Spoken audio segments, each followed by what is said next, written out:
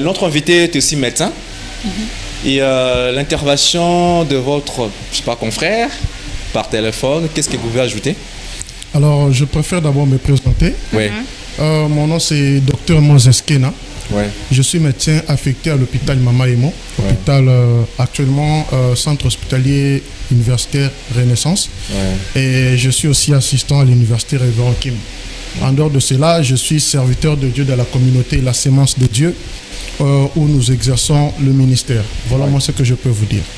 Ouais, déjà, quand on parle de la stérilité d'un couple, il faut attendre combien? Moi, nous aimerions être un peu pragmatique. Okay. Parce que scientifiquement, surtout là, trop français, bah, nous sommes à comprendre bisoté. Nangongani, moi, c'est un basso avant, c'est quand on s'est couplé, grâce à un robot tâté, on s'est déclaré qu'il est au beau taraté. Ok. Esa question malamou, on essaiera d'être bilingue. Ouais. Il y a 6 éléments.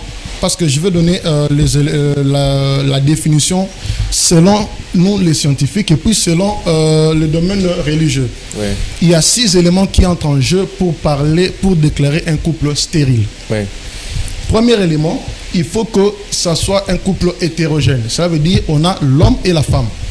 Mais actuellement, on a des couples qui sont... Des fois. Ok, c'est un élément très important. Alors, le deuxième élément, en dehors d'être hétérogène, doivent être sans enfants. Le troisième élément, il doit faire au moins 2 ans de cohabitation. Comment dit le médecin? 2 ans de cohabitation. Cela veut dire, papa et maman sont sous le même toit et ils sont là pendant 2 ans. Quatrième élément, il doit faire les rapports sexuels complets. Qui dit complet, cela veut dire l'homme éjacule dans le corps de la femme. Alors, après cela, ça doit avoir des fréquences qui soient rapprochées. Alors, avec tous ces 6 éléments, lorsque couple est rempli ma condition, on va le déclarer un couple stérile. Mais je tiens à marteler que ça doit faire au moins 2 ans. C'est-à-dire, moins de 2 ans, on ne peut pas parler de la stérilité parce que selon l'association de gynécologues et obstétriciens mondiale, ils ont évalué cela à 2 ans. Voilà la définition qui doit un peu nous éclairer là-dessus. Voilà, 2 ans. Vous êtes une dame, vous compatissez aussi à ces dames qui n'ont pas d'enfants. Il y a ceux-là, ce n'est pas vraiment le moment de ménopause, mais elles n'ont pas d'enfants. Et concernant c'est que l'intervention du médecin J.C. Kanko de l'hôpital référence des Matete et notre invité qui est aussi médecin en même temps un homme de Dieu, qu'est-ce que vous pouvez dire? Est-ce que 200 c'est un peu trop? Moi j'aimerais dire au docteur Moses, est-ce qu'il y a ces couples-là qui ont fait 5 ans? Mais peut-être une question, une préoccupation. Il y a ces couples-là qui ont 5 ans de mariage et la 6e année, ils ont des enfants. Est-ce que ce couple-là devait être proclamé stérile déjà auparavant, puisqu'ils ont fait 2 ans sans enfants, mais la 6e année, ils ont eu des enfants? Est-ce que ce couple-là peut être appelé aussi? Il faut préciser la question, est-ce qu'ils ont visité le médecin pendant ces 5 ans? Bon, il y a d'abord un élément que j'aimerais aussi attirer. J'aimerais attirer votre attention. Quand vous parlez de la stérilité du couple, je vois que vous avez beaucoup plus focus chez la femme que chez l'homme. Non, le 2. Non, le médecin avait dit c'est 50%. Voilà. Bon, actuellement, dans l'épidémiologie actuelle, on parle de 30% de causes de la stérilité chez la femme. 20% c'est chez l'homme, 40% c'est mixte et 10% c'est causes inexpliquées. Ça, c'est la nouvelle épidémie qu'on a lancée par l'association des gynécologues et obstétriciens au niveau mondial. Là, vous avez dit 30% chez la femme, 20% chez l'homme. Chez l'homme, 40% mixte, c'est-à-dire les deux côtés. Voilà. Et 10% de manière inexpliquée. Et comment expliquer cela? Voilà.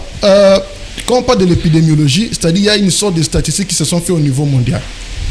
Et on a vu, parmi les nombres de couples réussis, quelles sont les causes, parce que je crois qu'on va arriver au niveau des causes, quelles sont les causes qui ont beaucoup plus plaidé pour tel couple et tel couple. En faisant la statistique, on a trouvé que 30% de ces couples qui sont stériles, la cause est beaucoup plus féminine que masculine. Et 20% c'est masculine et 40% c'est les deux combinés. On peut voir la situation où les deux ont le même problème. On parle maintenant d'une cause mixte. Et là, on parle de mixte et 10% c'est inexpliqué. Cela veut dire, du point de vue médical, on regarde chez l'homme, on voit tout, il n'y a rien. On fait tous les examens, il n'y a rien. Et on regarde chez la femme, il n'y a rien. Mais ils sont comme stériles. Là, on voit des problèmes spirituels. Au cas où on parle. Voilà, maintenant, parlons d'abord des séquences scientifiques. À quel âge, homme de Dieu, à quel âge une dame peut désespérer? Bon, là, vous voulez que je vous réponde comme scientifique ou comme homme de Dieu? Comme scientifique d'abord. D'abord, comme scientifique, chez la femme à l'âge déjà de 35 ans, il y a déjà diminution de l'espérance parce qu'il tend déjà vers la ménopause. Alors, chez l'homme, ça survient de manière tardive parce que là, on parle aussi de l'andropause. Il y a des gens qui pensent qu'il n'y a que la ménopause chez la femme, mais chez l'homme aussi, il y a ce qu'on appelle l'andropause, mais qui survient tardivement. Et chez l'homme, il peut quand même espérer, mais chez la femme, quand il atteint déjà la ménopause, scientifiquement parlant... À partir de 35 ans. Je dis 35 ans déjà, il y a déjà, il tend déjà vers... les chances, c'est réduit. C'est réduit. Mais lorsque à 40, 45, déjà quand déjà la ménopause s'installe, et il perd totalement de l'espoir. Du point de vue scientifique, j'insiste. Chez les hommes, hein, c'est à quel âge on peut déjà avoir peur? Mais je t'informe que les hommes, ça dépend des hommes. Il y a même d'autres à 70 ans, ils peuvent encore donner des enfants. Ça dit que